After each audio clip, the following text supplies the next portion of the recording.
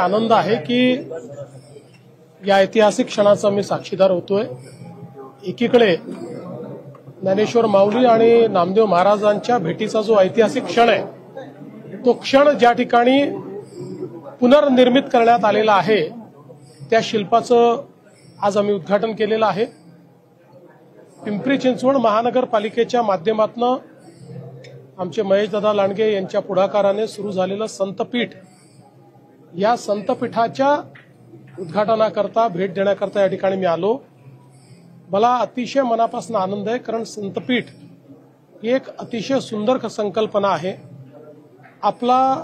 आपली जी संस्कृती आहे, आपला जो सांस्कृतिक ठेवा आहे, आपलं जे पारंपरिक ज्ञान आहे, संतांची जी वाणी आहे, संतांचे अभंग आहे, त्यातलं जी फिलॉसॉफी आहे, या सगळ्या गोष्टी जगापर्यंत पोचवायच्या असतील तर त्या आपल्या पुढच्या पिढ्यांपर्यंत देखील न्याव्या लागतील। आणि या ठिकाणी हे संपूर्ण संत साहित्य सीबीएसई अभ्यासक्रमाच्या माध्यमातून संस्कृत, मराठी, हिंदी आणि इंग्रजी अशा चारही भाषांमध्ये शिकवलं जातं आहे। अतिशय सुंदर अशा प्रकारचं एक ज्ञान या ठिकाणी मुलांना प्राप्त होत आहे। विविध वाद्य वाजवण्याचं त्या ठिकाणी प्रशिक्षण त्यांना मिळत आहे, वेगवेगळ्या प्रकारचे अभंग गाण्याचं त्यांना प्रशिक्षण मिळत आहे, गायनाचं प्रशिक्षण मिळत आहे। आणि आपल्याकडे एक जी काही मोठी वारकरी परंपरा आहे आणि त्यासोबत एक कीर्तनकारांची परंपरा आहे, अशा सगळ्या परंपरा जपण्याचं काम या ठिकाणी होत आहे आणि याला एक वैश्विक स्वरूप दिलेलं आहे।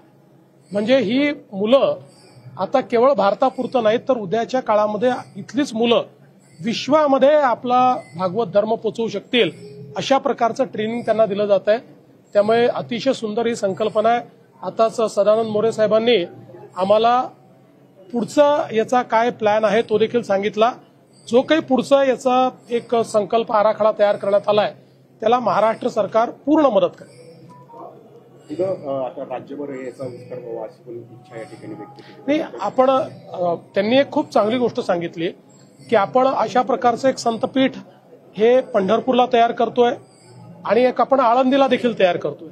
तर या सगळ्या गोष्टींचं एक प्रकारे एकमेकाला पूरक अशा प्रकारची सिनर्जी त्याची व्हावी, या दृष्टीनं ज्यातनं अतिशय परिपूर्ण अशा पद्धतीनं आमची भावी पिढी तयार व्हावी, या खूप चांगली संकल्पना त्यांनी मांडली आहे। त्यामुळे आमचा प्रयत्न असेल की याला एकमेकासोबत कसं जोडून घेता येईल। या संतपीठाचा विषय निघालाच आहे, तर त्याला जोडून आज एक विषय चर्चेत आहे, तो म्हणजे हिंदी कंपल्सरी केल्याचा, अनिवार्य केल्याचा। तुम्ही काय सांगाल? मोरे दादा सुद्धा इथेच आहे, याच्यावर खूप वादंग आधीच झालाय।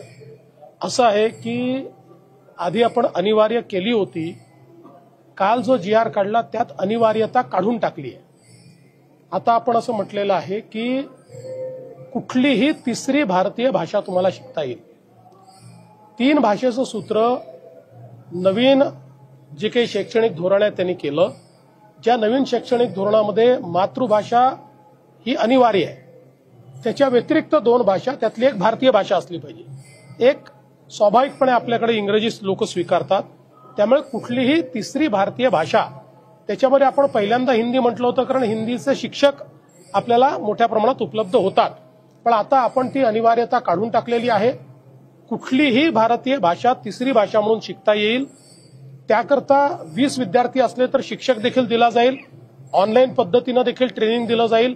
त्यामुळे आज जो बदल आपण केलेला आहे तो तिसऱ्या भाषेमध्ये हिंदीची अनिवार्यता काढण्याचा आणि कुठलीही भारतीय भाषा शिकण्याचा पर्याय आपण विद्यार्थ्यांना दिलेला आहे। मला एकच गोष्ट सांगायची आहे की आपण सगळे लोक इंग्रजीचा पुरस्कार करतो आणि भारतीय भाषांचा तिरस्कार करतो, हे योग्य नाहीये।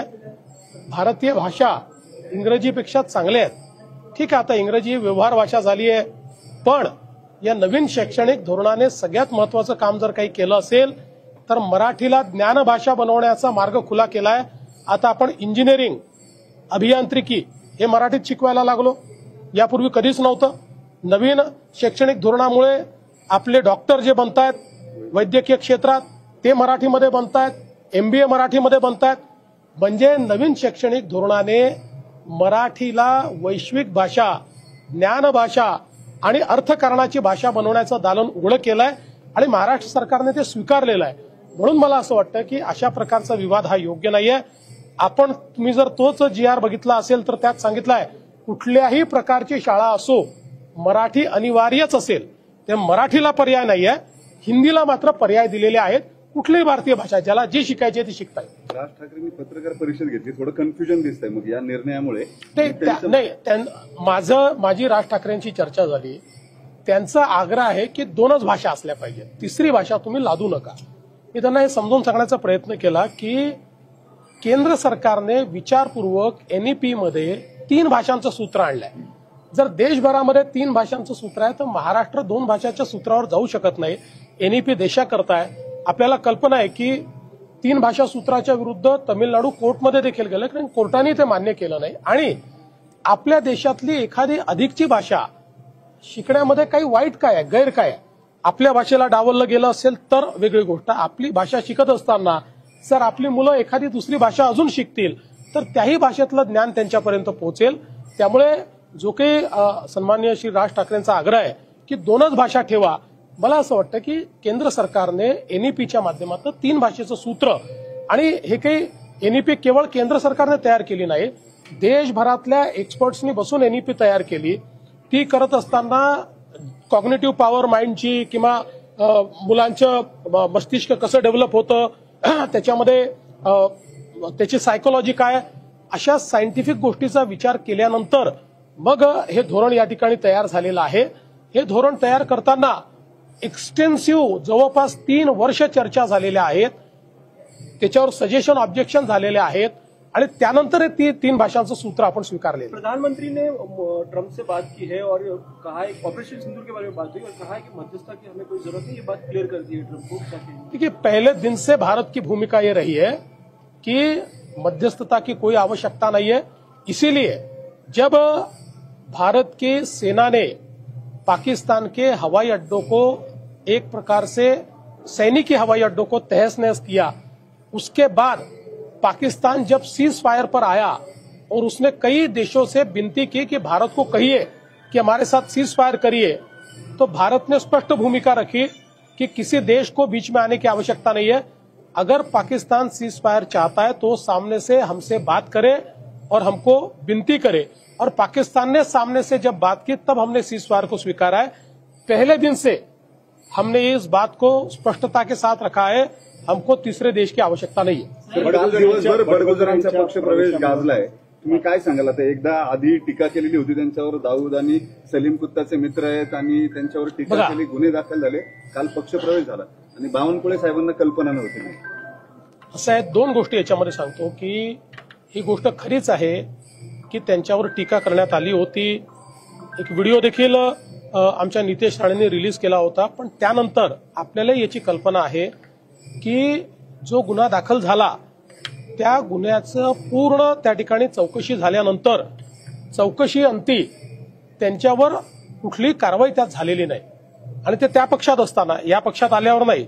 पुन्हा एकदा सांगतो, विधानसभेच्या निवडणुकीच्या आधीच हे सगळं घडलेलं आहे.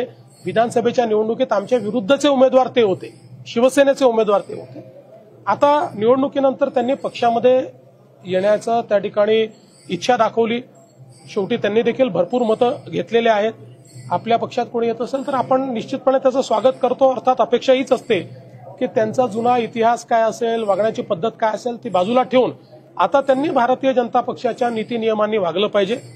काल ज्यावेळेस पक्षप्रवेश ठरला त्यावेळेस आम्ही ही जबाबदारी गिरीश महाजनांवर दिली होती. बावनकुळे साहेबांना सकाळी त्याची कल्पना नव्हती की त्याच दिवशी प्रवेश आहे. आपण नाशिकमध्ये बावनकुळे साहेबांनी सगळ्यांना समजवलं की आपल्याला का प्रवेश त्यांचा घ्यायचा आहे, त्यांची कुठे त्याला विरोध नव्हताच. मग ज्यावेळेस गिरीश महाजनांनी सांगितलं की आजचा प्रवेश ठरला आहे त्यावेळेस ते स्वतः हजर होते. त्यामुळे मला असं वाटतं फार तर कम्युनिकेशन गॅप असेल, विरोध कोणाचा नव्हता. स्थानिक स्तरावर काही आमच्या इथे विरोध त्याला झाला, पण त्यांनाही आम्ही समजावून सांगितलं की आपल्याला पक्ष वाढवायचा. पवार साहेबांनी काल जे वक्तव्य केलं, काय केलं मला माहिती नाही. जे भाजपासोबत जातील त्यांच्यासोबत आम्ही जाणार नाही, एकंदरीत राष्ट्रवादी एकत्रित चर्चा होते, त्याला आता फुल स्टॉप मिळालाय. त्याच्यावर पहिलेच बोललो आहे की बेगानी शादी में अब्दुल्ला दिवाना मला व्हायचं नाही.